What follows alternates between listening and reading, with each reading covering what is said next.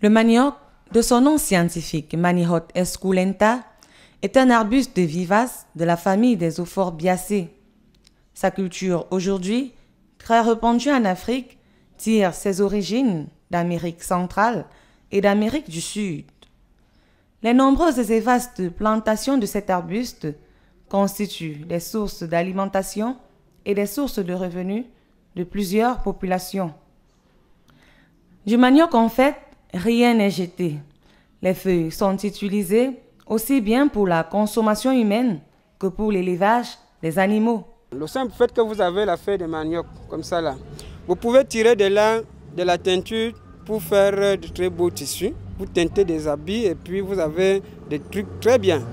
La même feuille, vous pouvez la prendre fraîche comme ça, la découper juste en petits morceaux et ajouter autre chose et nourrir le porc.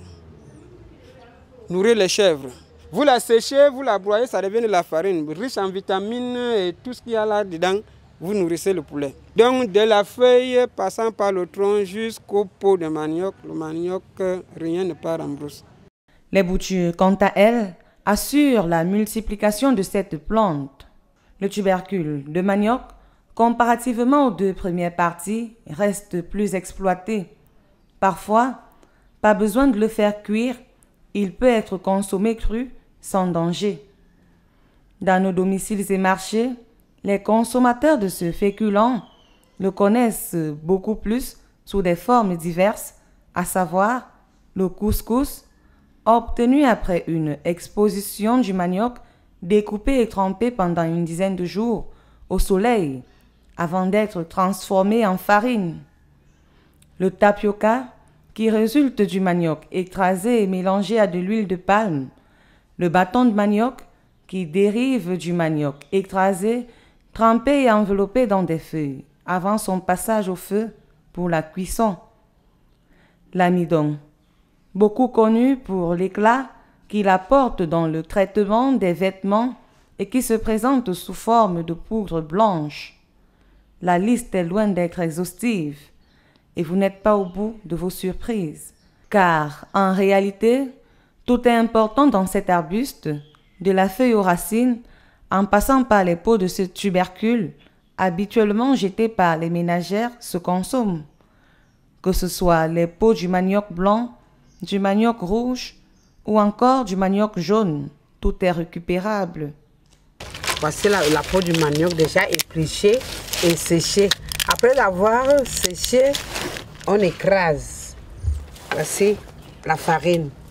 Faire un gâteau aux épluchures de manioc.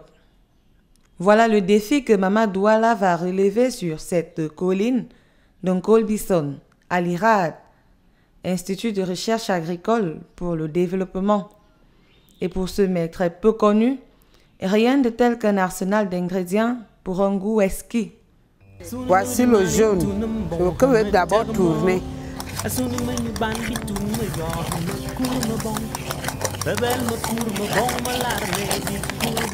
le beurre que je suis en train de mettre.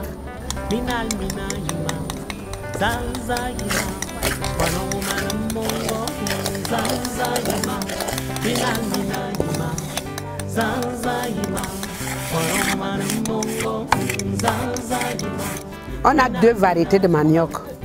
Il y a le manioc de table et il y a un manioc de la transformation. Ici, c'est le manioc de table. C'est sa peau qu'on utilise. Il y a le manioc amer, on ne doit pas l'utiliser. Nous utilisons le manioc doux, c'est sa peau que nous sommes en train d'utiliser tout à l'heure là. Le manioc a deux peaux. La première peau à la terre, on enlève. On le lave et c'est la deuxième peau qu'on utilise. On est en train de verser le blanc. On a fouetté.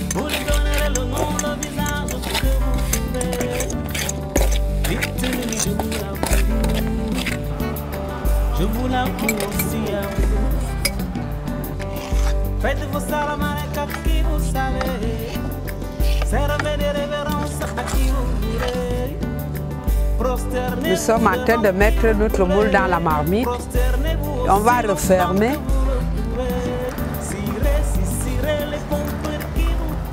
Et 30 minutes plus tard, le gâteau est prêt. Place à la dégustation. Mais quant à nous, je vous l'avoue aussi à vous. Nous sommes ici d'une génération qui n'a jamais vraiment voulu faire tout ça. Nous sommes issus d'une génération qui n'a jamais vraiment su faire tout ça. When I meet this gâteau that they have made like this, and then they begin to tell me that the gâteau is coming out of the skin of the cassava, which means the pole of the cassava, I understood that the gâteau is very nice, very soft, and it's passing very well in the neck, the stroke, which means when you taste the gâteau, you feel something inside the gâteau when you are eating it. You feel something that you are eating something different with natural gâteau. So the gâteau is good, and then this is my first time to discover and to see this kind of thing. So I'm very, very surprised. Le gâteau aux épluchures de manioc ne connaît pas du succès que sur cette colline d'un Colbison. Tous ceux qui le goûtent en redemandent. Tout le monde en consomme, personne ne m'a appelé pour me dire qu'après avoir mangé le gâteau à base de la peau du manioc, j'ai eu mal. Il y a les gens qui m'appellent quand ils ont des réceptions, Maman Douala, fais-moi les gâteaux à base de la peau du manioc. Si c'est un mariage, ça veut dire qu'il y a au moins 300 personnes non, qui vont manger et d'autres qui, on leur dit, voici le gâteau à base du manioc. Ils appellent Maman Douala, je le fais et je vis avec ça. L'apport en nutriments de semai n'est pas négligeable, car pour 100 g de farine d'épluchure de manioc, on obtient 125 à 140 kilocalories constituées de glucides, de protéines, de cellulose et de lipides. Une fois le gâteau aux épluchures de manioc englouti, Maman Douala nous réserve une autre surprise, de la teinture à base du jus des feuilles de manioc pilées.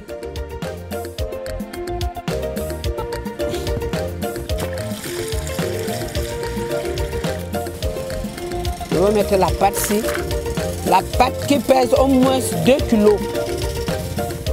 La pâte à 2 kg. Et je vais remuer.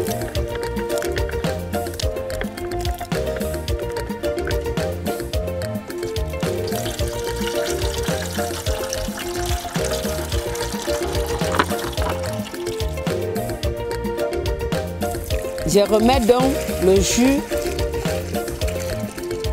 dans le seau. Sel avec la poudre de thon.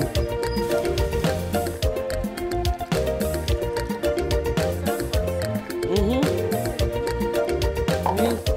avec le sel. Ce vêtement blanc, on va le plier. On va le plier pour donner les dessins. Parce qu'ici, il n'y a pas le matériel. Si avec la corde, on allait attacher.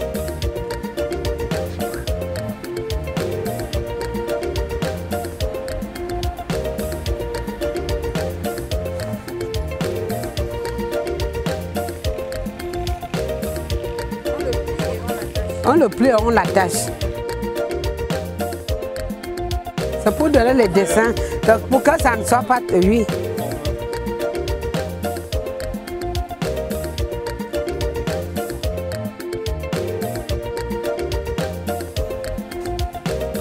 Je vais mettre le tissu maintenant. Après quelques minutes de manœuvre, le résultat de ce travail s'obtiendra au bout d'une nuit.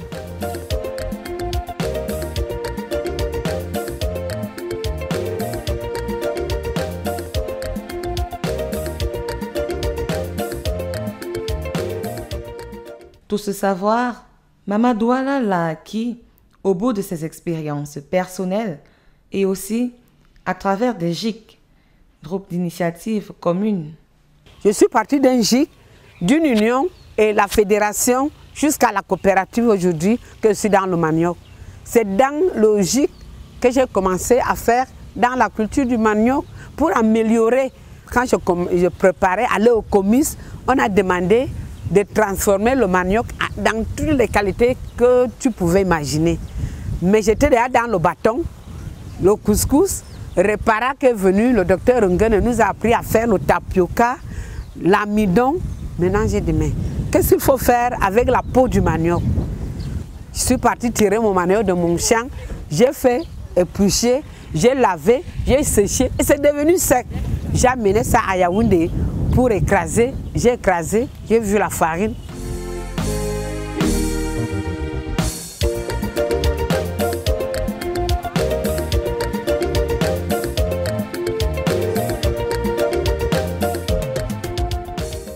La teinture à base de feuilles du manioc, il y a un monsieur qui est venu faire la formation en Goumou. Donc il nous a appris à faire ça, mais il n'a pas tellement, j'ai vu qu'il n'avait pas tellement bien amélioré. Quand je suis rentrée de la maison, j'ai dit qu'est-ce qu'il faut faire? Sa teinture ne sortait pas tellement. Mais j'ai dit à la maison, qu'est-ce qu'il manque? Quand on fait la teinture avec des produits chimiques, on utilise le sel. Mais je pense qu'on utilise le soude, on utilise, pour éliminer tout ça, je veux commencer à utiliser le sel. Et là aussi, j'ai vu, il y a un arbre chez nous qu'on appelle étang. Étang, qui fait sortir de la poudre un peu blanche. J'ai essayé de prendre ça. Ça a collé sur mon habit. J'ai dit avec ça, je peux utiliser ça. Ça veut dire que ça salit d'abord votre habit. Puisque ça salit votre habit, et c'est comme ça que la teinture va coller sur votre habit. Au même titre que le cacao, le café, le palmier à huile et bien d'autres, le manioc aussi peut déjà être considéré comme une plante industrielle au vu des possibilités de transformation qu'il offre.